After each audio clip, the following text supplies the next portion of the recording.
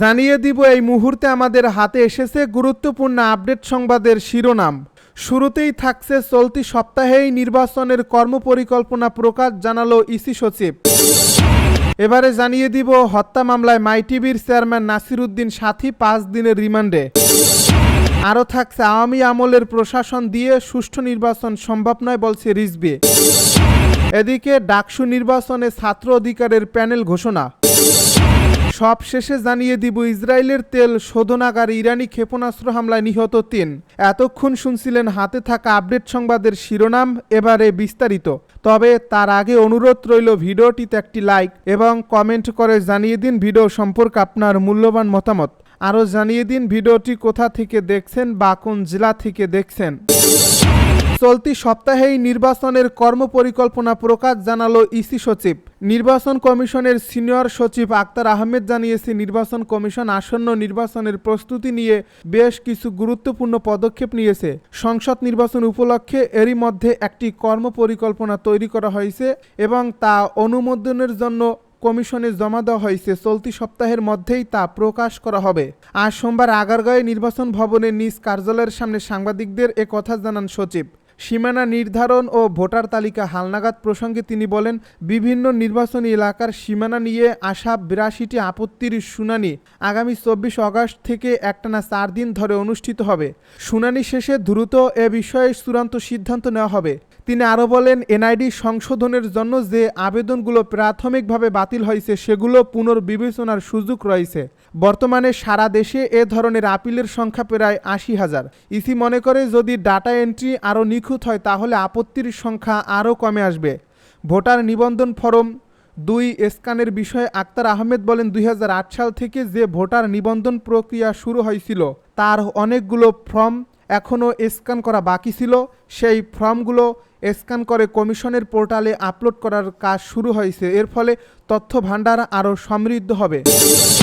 হত্যা মামলায় মাইটিভির চেয়ারম্যান নাসির উদ্দিন সাথী 5 দিনের রিমান্ডে। বেসরকারি টেলিভিশন চ্যানেল মাইটিভির চেয়ারম্যান নাসির উদ্দিন সাথীর 5 দিনের রিমান্ড মঞ্জুর করেছেন ঢাকার একটি আদালত। গত বছর বৈষম্য বিরোধী ছাত্র আন্দোলন চলাকালে রাজধানীর যাত্রাবাড়ি থানা এলাকায় আসাদুল হক বাবু নামে এক যুবককে গুলি করে হত্যার অভিযোগে করা মামলায় তার রিমান্ড মঞ্জুর করেন আদালত। সোমবার তাকে ঢাকার চিফ মেট্রোপলিটন ম্যাজিস্ট্রেট আদালতে হাজির করে পুলিশ।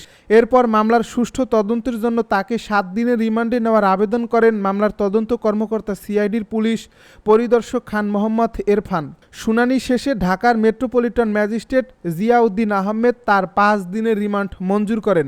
যাত্রাবাড়ি থানা পুলিশের উপপরিদর্শক শরীফুজ্জামান শরীফ বাসসকে বিষয়টি নিশ্চিত করেন। এর আগে গতকাল রোববার রাজধানীর গুলশান থেকে নাসিরকে গ্রেপ্তার করে পুলিশ। এই মামলার অভিযোগ সূত্রে জানা যায়, বৈষম্য বিরোধী ছাত্র আন্দোলন চলাকালে গত বছরের 5 আগস্ট যাত্রাবাড়ি থানাধীন পাকা রাস্তার উপরে আন্দোলনে অংশ নেন মোহাম্মদ আসাদুল হক বাবু। ঘটনার দিন দুপুর 2:30টার দিকে আসামিদের ছোড়া গুলি আসাদুলের বুকে ও ডান পায়ে লাগে। পরে হাসপাতালে নেওয়া হলে চিকিৎসক তাকে মৃত ঘোষণা করে। আওয়ামী আমলের প্রশাসন দিয়ে সুষ্ঠু নির্বাচন সম্ভব নয় বলছে বিএনপি নেতা রিজভী। সুষ্ঠু নির্বাচনের জন্য প্রশাসন থেকে আওয়ামী ক্যাডারদের অপসারণের দাবি জানিয়েছেন বিএনপির জ্যেষ্ঠ যুগ্ম মহাসচিব অ্যাডভোকেট রুহুল কবির রিজভী। সোমবার সকালে রাজধানীর শেরেবাংলা নগরে নীলফামারী জেলার বিএনপির নবগঠিত কমিটির উদ্যোগে দলের প্রতিষ্ঠাতা জিয়াউর রহমানের সমাধিতে শ্রদ্ধা নিবেদন শেষে তিনি এই দাবি করেন।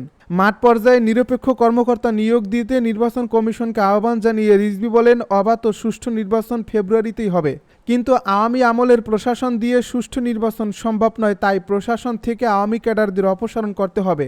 আনুপাতিক প্রতিনিধিত্ব পদ্ধতির জন্য জনগণ প্রস্তুত নয় উল্লেখ করে তিনি বলেন, পিআর পদ্ধতিতে নির্বাচন বাংলাদেশের জন্য উপযোগী নয়।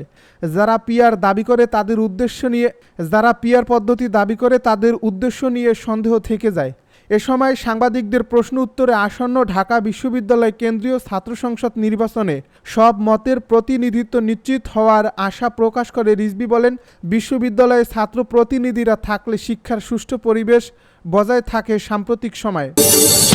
ডাকসু নির্বাচনে ছাত্র অধিকারের প্যানেল ঘোষণা। ঢাকা বিশ্ববিদ্যালয় কেন্দ্রীয় ছাত্র সংসদ নির্বাচনে প্যানেল ঘোষণা করেছে বাংলাদেশ ছাত্র অধিকার পরিষদ। এতে ভিপি পদে রাখা হয়েছে সংগঠনটির কেন্দ্রীয় সভাপতি বিন ইয়ামিন মোল্লাকে। সোমবার দুপুরে ঢাকা বিশ্ববিদ্যালয়ের নবাব আলী সিনেট ভবনের চিফ রিটার্নিং কর্মকর্তার কার্যালয়ে মনোনয়নপত্র সংগ্রহের পর প্যানেল ঘোষণা দেয় সংগঠনটি। এছাড়া বাংলাদেশ ছাত্র অধিকার পরিষদের কেন্দ্রীয় সহ সভাপতি সাবিনা ইয়াসমিনকে জিএস পদে প্রার্থী ঘোষণা করা হয়। এজিএস পদে রাখা হয়েছে রাকিবুল ইসলামকে। সংগঠনটির প্যানেলে বিজ্ঞান ও প্রযুক্তি সম্পাদক পদে মোহাম্মদ সাকিব খান, সমাজসেবা সম্পাদক পদে আরিফুর রহমান, ছাত্র পরিবহন সম্পাদক পদে রাশেদ খান আদিব ও ক্রীড়া সম্পাদক পদে মুক্তার হোসেনের নাম ঘোষণা করা হয়। মুক্তিযুদ্ধ ও গণতান্ত্রিক আন্দোলন সম্পাদক পদে আশিক হৃদয় আহমেদ, স্বাস্থ্য ও পরিবেশ সম্পাদক পদে রাকিব হোসেন গাজী, মানবাধিকার আইন ও সম্পাদক পদে ইশতিয়াক আহমেদ, গবেষণা ও প্রকাশনা সম্পাদক পদে সিয়াম ফেরদৌস ইমনের নাম রয়েছে। ইসরায়েলের তেল শোধনাগারে ইরানি ক্ষেপণাস্ত্র হামলায় নিহত ৩। ইসরায়েলের একটি সংবাদ মাধ্যম জানিয়েছে, গত ১৭ জুন ইরানের একটি ক্ষেপণাস্ত্র ইসরায়েলের বাজান রিফাইনারিতে আঘাত হানে। এতে ৩ জন নিহত হয়। বার্তা সংস্থা মেহের সোমবার প্রকাশিত এক প্রতিবেদন এই তথ্য জানিয়েছে।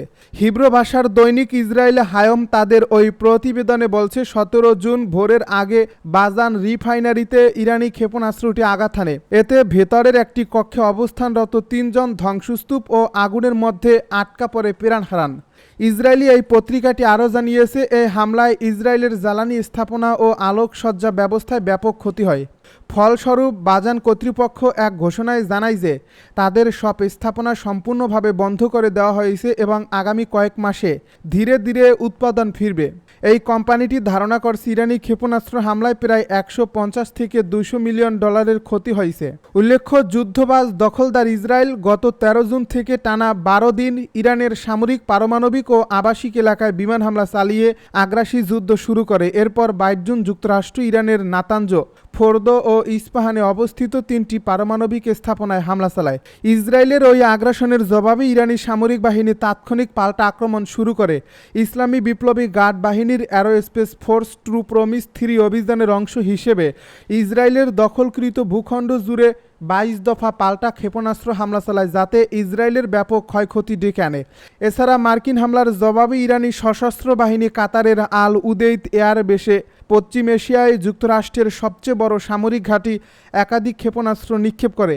এর পরের দিনেই যুদ্ধবিরতির আহ্বান জানায় যুক্তরাষ্ট্র, যা ২৪ জুন থেকে কার্যকর হয় এবং সংঘর্ষ থেমে যায়। প্রকাশ্যে ইরানের ১২টি পরমাণু বোমা উন্মোচন। তেহরান থেকে এসেছে চাঞ্চল্যকর খবর। আন্তর্জাতিক মহলের চোখের সামনেই ইরান প্রকাশ্যে ঘোষণা করেছে তাদের হাতে রয়েছে অন্তত ১২টি পরমাণু বোমা তৈরির সমতুল্য সক্ষমতা। এই ঘোষণার মধ্য দিয়ে দীর্ঘদিনের জল্পনা কল্পনার অবসান ঘটল। ইরানের পরমাণু কর্মসূচি নিয়ে বহু বছর ধরেই বিতর্ক চলছিল। পশ্চিমা দেশগুলো বারবার অভিযোগ করছে তেহরান গোপনে অস্ত্র তৈরির পথে এগোচ্ছে। এবার ইরান নিজেই জানিয়েছে তাদের ইউরেনিয়াম সমৃদ্ধকরণ কর্মসূচি এতটাই অগ্রসর হয়েছে যে চাইলে অল্প সময়ের মধ্যেই ১২টি কার্যকর পরমাণু বোমা তৈরি করা সম্ভব। তেহরানের পক্ষ থেকে বলা হয়েছে, এই সক্ষমতা মূলত জাতীয় প্রতিরক্ষা ও নিরাপত্তার নিশ্চয়তা হিসেবে গড়ে তোলা হয়েছে।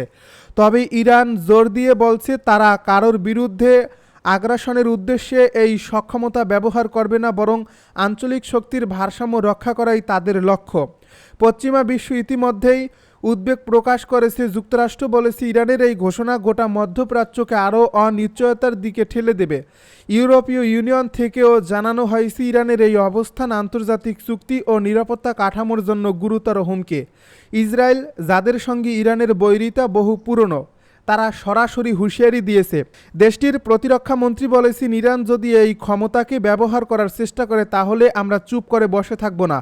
বিশ্লেষকেরা বলছেন, ইরানের এই প্রকাশ্য ঘোষণা মূলত রাজনৈতিক বার্তা। দেশটি একদিকে ঘরোয়া জনগণকে শক্তি প্রদর্শন করছে, অন্যদিকে আন্তর্জাতিক কূটনীতিতে চাপ সৃষ্টি করছে। তবে বাস্তবতা হলো, ইরান এখন এমন এক অবস্থায় দাঁড়িয়ে আছে যেখানে তাদের পরমাণু কর্মসূচি আঞ্চলিক ও বৈশ্বিক রাজনীতিতে নতুন ভারসাম্য তৈরি করতে পারে।